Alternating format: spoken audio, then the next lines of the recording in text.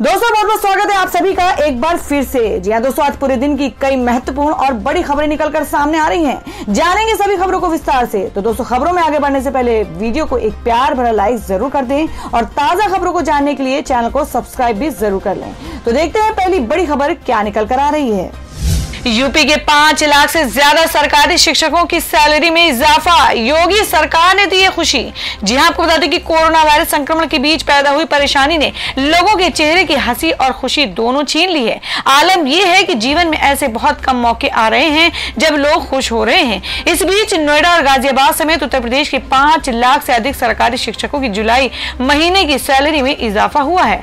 जी हां, आपको बता दें कि 3% के इंक्रीमेंट के साथ शिक्षकों की जुलाई महीने की सैलरी आई है। पिछले दिनों ज्यादातर शिक्षकों की सैलरी आई तो उनके चेहरे खिले हुए थे। जी आपको बता दें कि नियमानुसार प्रत्येक शिक्षक की सैलरी में 3% का इजाफा हुआ है और इसका आधार बेसिक वेतनमान है और इस हिसाब से सरकारी शिक्षकों की सैलरी में 2000 से 4000 तक इजाफा हुआ है। गाजियाबाद के प्राथमिक स्कूल में शिक्षिका सीमा का कहना है कि जुलाई की सैलरी हालांकि देरी से आई, लेकिन सैलरी बढ़ने से राहत के साथ खुशी भी महसूस हुई। दरअसल महंगाई बढ़ गई है, ऐसे में ये इजाफा खुशी लेकर आया है। अब डीए बढ़ने का इंतजार है जो संभवतः अगस्त महीने की सैलरी में होगा।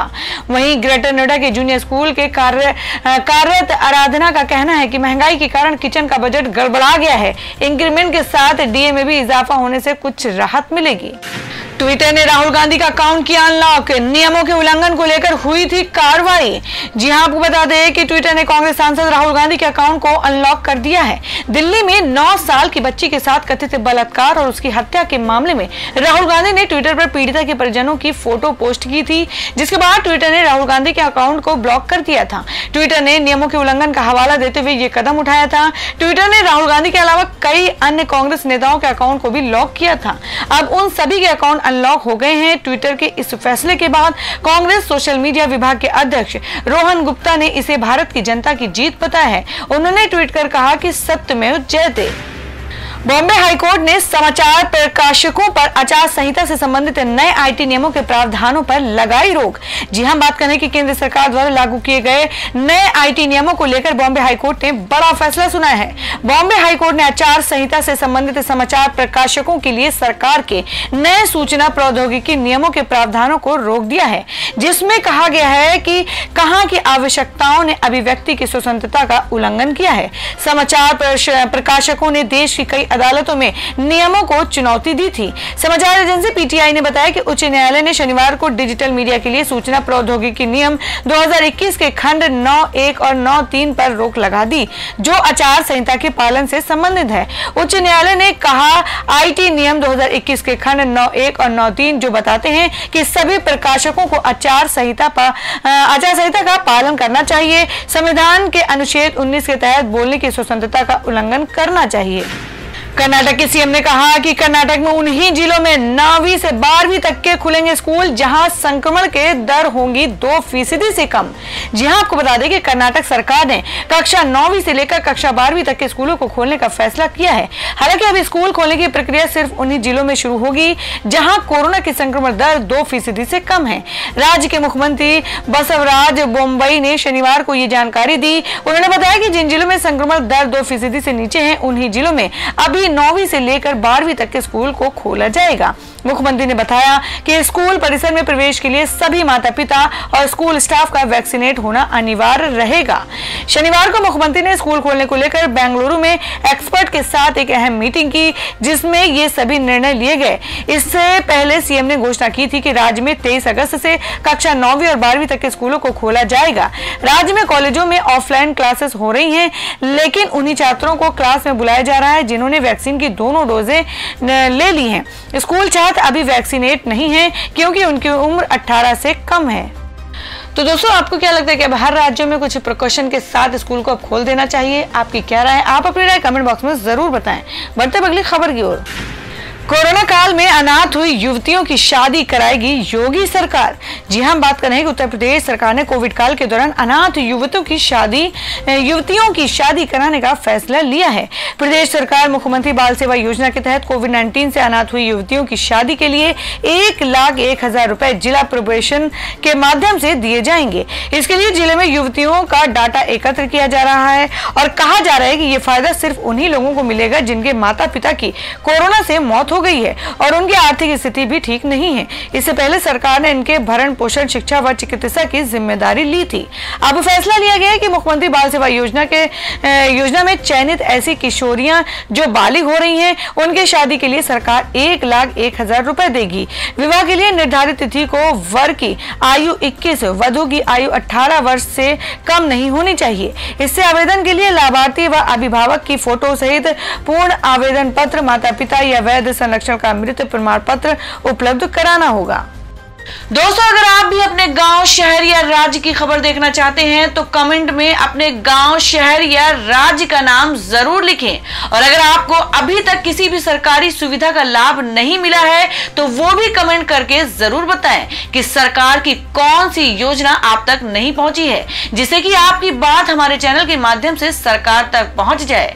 तो चलिए बढ़ते हैं अगली बड़ी खबर की ओर। राकेश टिकैत के गांव में भाजपा विधायक का भारी विरोध, कार पर कालिक पोती और शीशे तोड़े। जी हां, आपको बता दें कि मुजफ्फरनगर में शनिवार को भारतीय जनता पार्टी के विधायक उमेश मलिक को ग्रामीणों के भारी विरोध का सामना करना पड़ा। बुढ़ाना सीट से विधायक उमेश मलिक अपनी ही विधानसभा के सिसौली गांव में जन कल्याण समिति कार्यक्रम में शामिल होने के लिए पहुंचे थे।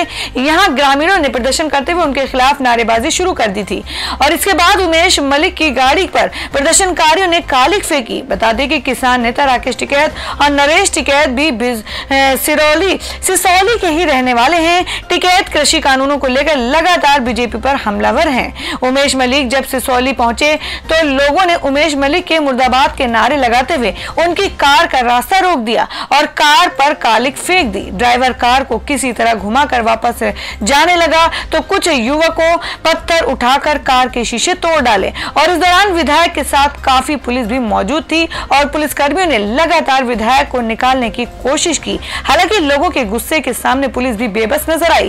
कार पर हमले के बाद विधायक और दूसरे भाजपा नेता तेजी से गांव से निकल गए। इस घटना के कई वीडियो भी सामने आ चुकी है। ओडिशा सरकार की नई पहल, अंगदान करने वाले शख्स के परिजन को मिलेंगे 5 लाख रुपए। जी हां, आपको बता दें कि ओडिशा के मुख्यमंत्री नवीन पटनायक ने राज्य के लोगों से अंगदान के लिए आगे आने और लोगों की जिंदगी बचाने की शुक्रवार को अपील की। पटनायक ने दिवंगत बिपिन प्रधान का नाम सूरज पुरस्कार के लिए लेते हुए कहा कि मृत्यु के बाद की मानवता को बचाएं। प्रधान की पत्नी रेणु प्रधान ने 5 लाख रुपए का नगद पुरस्कार प्राप्त किया। बिपिन प्रधान के परिवार के सदस्यों ने सूरत के एक अस्पताल में उनकी मौत से पहले उनके 6 महत्वपूर्ण अंगों को दान करने का फैसला किया था। राज्य सरकार ने सूरज बेहरा की याद में पुरस्कार की स्थापना की है, जिनके परिवार के सदस्यों ने जीवन बचाने के लिए उनकी मृत्यु से पहले उनके अंग दान कर दिए थे। और सीएम पटनायक ने कहा कि विश्व अंगदान दिवस लोगों को दूसरों की जान बचाने के लिए अपने कीमती अंगों को दान करने के लिए प्रोत्साहित करने का प्रयास करता है। विपिन प्रधान के परिसर के सदस्यों का धन्यवाद करते हुए सीएम ने कहा कि उन्होंने उनके महत्वपूर्ण अंगों को दान कर संवेदना और मानवता को दिखाया है। यूपी विधानसभा चुनाव से पहले सरकार की बड़ी तैयारी, 17 अति पिछड़ी जातियों को मिल सकता है आरक्षण। जी हां, बात करें कि पिछड़े और अति पिछड़ों को अपने पाले में लाम बंद करने के विपक्षी दलों के प्रयासों को करारा झटका लग सकता है। अब पूरी संभावना है कि 2022 के विधानसभा चुनाव से पहले भाजपा की केंद्र और राज्य सरकार निषाद की उपजातियों सहित 17 अति पिछड़ी जातियों को अनुसूचित जाति में शामिल करने के प्रस्ताव को मंजूर कर दे। शनिवार को दिल्ली में भाजपा के राष्ट्रीय अध्यक्ष जेपी नड्डा और गृह मंत्री अमित शाह से मुलाकात में निषाद पार्टी के अध्यक्ष डॉक्टर संजय निषाद और उनके बेटे सांसद प्रवीण निषाद को ये आश्वासन मिल चुका है।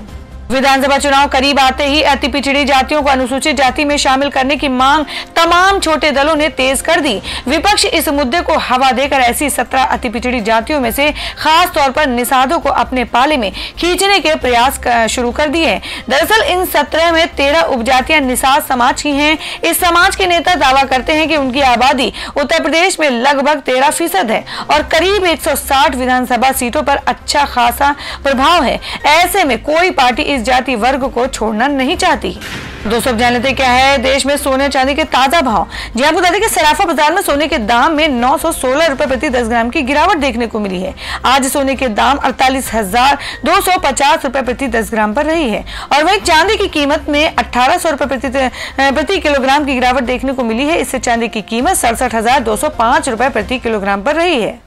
और वही जान लेते क्या है देश भर में मौसम के ताजा हालात। जी आपको बता दें कि दक्षिण पश्चिम मानसून से बने अधिक बारिश वाले मौसम के एक बार फिर से थमने का समय आ गया है, जिससे आने वाले दिनों में देश के कई हिस्सों में वर्षा की गतिविधि कम होने की संभावना है। हालांकि इस ब्रेक के दौरान भी पूर्वी और पूर्वोत्तर भारत के कुछ हिस्सों में मौसम बिगड़े रहने की संभावना है। भारत मौसम विज्ञान विभाग IMD के अनुसार एक चक्रवाती हवाओं का क्षेत्र पश्चिम बिहार और पड़ोस में स्थित है। ये सिस्टम अगले घंटों तक जारी रहने और उसके बाद कम होने की उम्मीद है। इसके अलावा 15 अगस्त के आसपास पश्चिम मध्य और इससे सटे उत्तर पश्चिम बंगाल की खाड़ी के ऊपर एक और चक्रवाती परिसंचरण बनने की संभावना है। इससे अगले घंटे में उसी क्षेत्र में कम दबाव का क्षेत्र बन सकता है। इसके अलावा बंगाल की खाड़ी से आने वाली तेज दक्षिण पश्चिमी हवाएं अगले 1-2 दिनों के दौरान पूर्वोत्तर में चलती रहेंगी। तो दोस्तों ये थी अब तक की सभी बड़ी खबरों की अपडेट्स। टुडे ब्रेकिंग न्यूज और लेटेस्ट खबरों को देखने के लिए हमारे चैनल को सब्सक्राइब जरूर कर लें, वीडियो को लाइक और शेयर भी जरूर कर दें अपने दोस्तों और रिलेटिव्स के साथ। तो दोस्तों फिर मिलेंगे काम की खबरों और सरकारी योजनाओं की एक और नई वीडियो के साथ। तब तक के लिए धन्यवाद दोस्तों।